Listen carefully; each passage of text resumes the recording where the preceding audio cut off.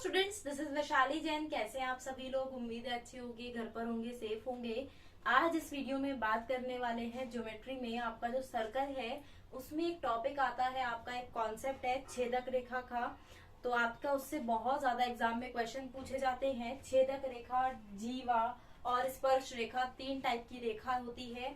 अगर मैं आपसे बात करूं, देखिए इस सर्कल में, देखिए मैंने सर्कल बनाया हुआ है। अगर मैं सर्कल में सर्कल की जो परिधि है ना, परिधि पर दो पॉइंट बनाऊं और एक रेखा को मिला दूं तो ये क्या हो जाती है? ये आपकी जीवा हो जाती है।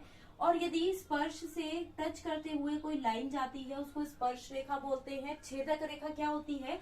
यदि मैं इस जीवा को, जो छेदक रेखा मतलब जो सर्कल को काटते हुए निकलती है, जैसे अगर मैंने आपको स्पर्श रेखा का तो बता दिया है, ये आपको पता चल गया होगा।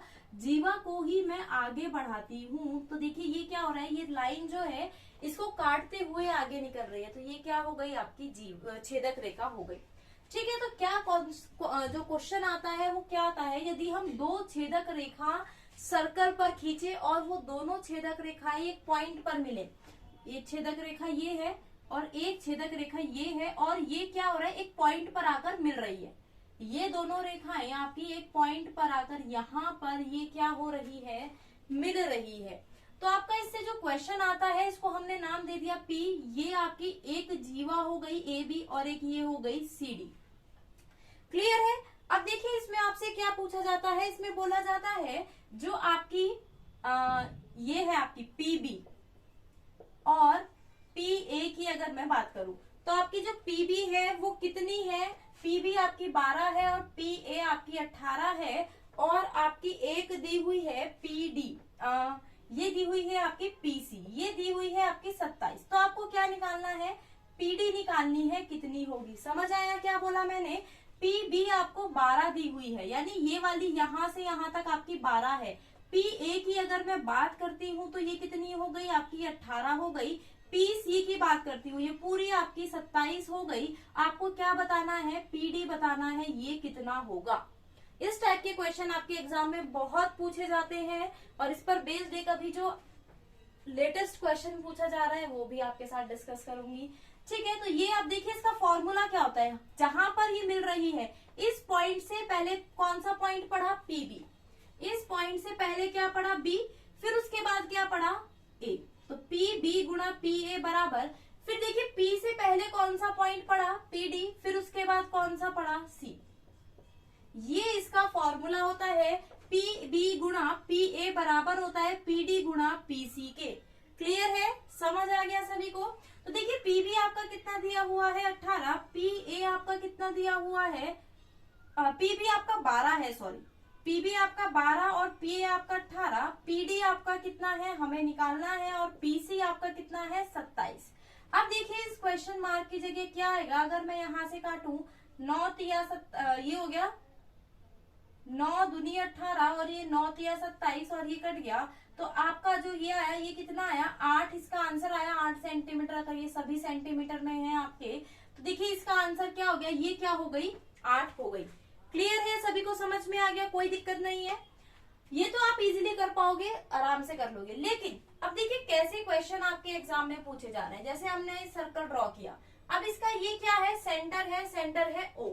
अब क्वेश्चन क्या दे दिया आपको? देखिए ये एक छेदक रेखा है आपकी, और ये जो दूसरी छेदक रेखा है ना, ये किससे होकर जा रही है? सेंटर से होकर जा रही है।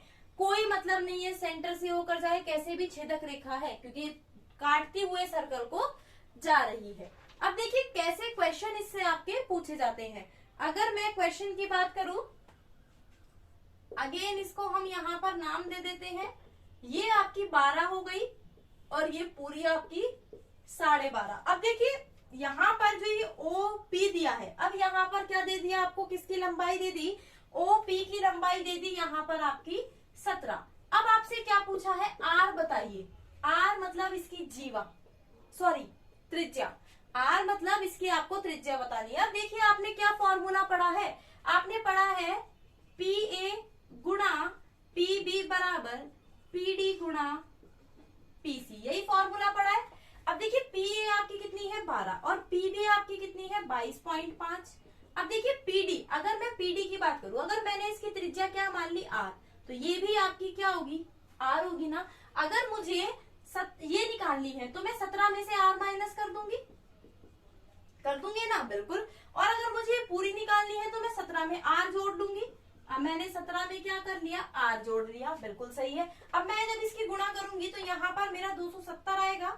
और देखिए 17 का स्क्वायर क्या होता है, 289 माइनस आर स्क्वायर। और आर स्क्वायर आपका कितना आएगा, 289 माइनस 270, यानी आर की जो आपकी वैल्यू आएगी वो आएगी √19। ये क्या होगा, इसकी त्रिज्या आपसे पूछी थी, यही इसका आंसर है। तो ऐसे क्वेश्चन अब आपके एग्जाम में पूछे जा रहे हैं, बार बार आ रहे हैं, रिपीट हो रहे हैं, तो जरूर सॉल्व करिएगा, इसलिए मैंने आपको ये कॉन्सेप्ट कराया। अब आपके लिए होमवर्क में एक क्वेश्चन है, आपको क्वेश्चन का आंसर नीचे कमेंट करके बताना है क्या उसका आंसर होगा। देखिए ये सर्कल है, ये एक छेदक रेखा है, ये पॉइंट O है। आपको क्या बताना है, आर निकालना है। आर क्या होगा, ये क्या है, PAB और PCO।